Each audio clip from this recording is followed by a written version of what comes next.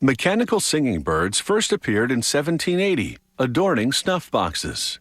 The Swiss-made novelty soon became the rage among classy Europeans. A few decades later, a French watchmaker perfected the sound mechanism, making the birdsong virtually indiscernible from the real thing.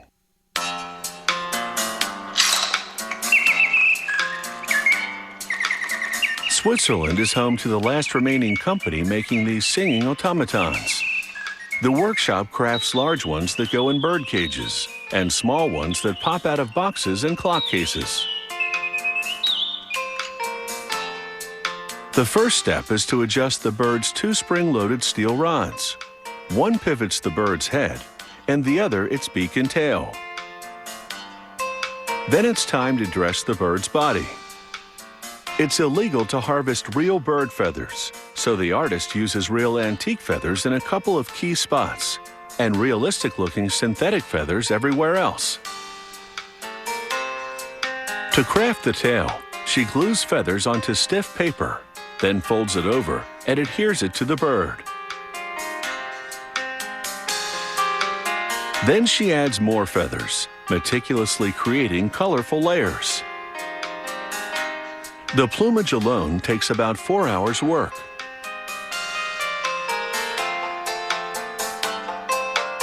No two birds are alike. Each is a unique piece of art. In the technical department, they screw the wind-up key to the mechanical movement that animates the birds. The movement is made up of 250 brass and steel components, assembled manually. They connect leather bellows. The movement pumps the bellows, which sends air through a tiny whistle producing the bird song. Now for the birdie. This one's the small pop-up kind that goes in a box or clock case. They screw him to a lever in the movement. Then, using a brass template, position him correctly.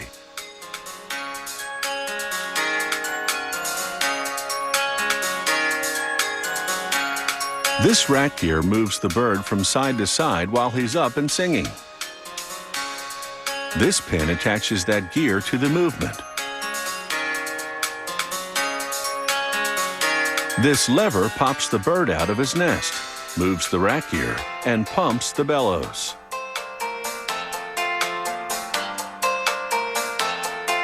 A push button on the movement triggers the lever, setting all this in motion.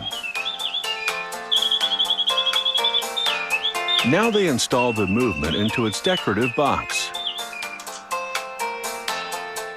Bird cage models require an identical but larger movement. The base of the cage sits on top of it. The rods that manipulate the birds connect to the movement through tubes and brass perches.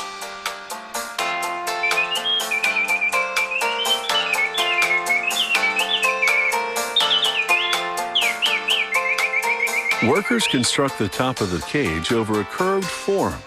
First, they slide on 2 brass rings and position a brass disc at the top.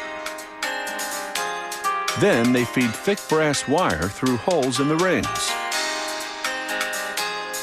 They lock each wire onto the disc temporarily. Then, with a bit of acid to help the process, solder the wires to the disc permanently.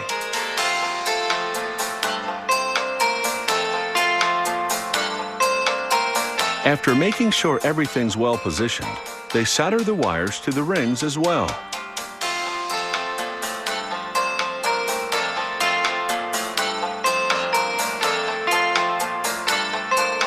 Once the structure is soldered, the cage can safely come off the form.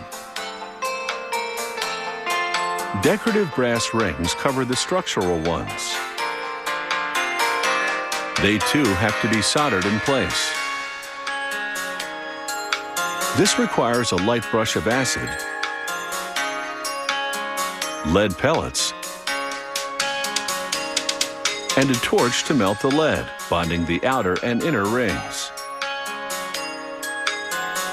Every mechanical singing bird this company produces is a work of artistic and technical craftsmanship that delivers a performance on command.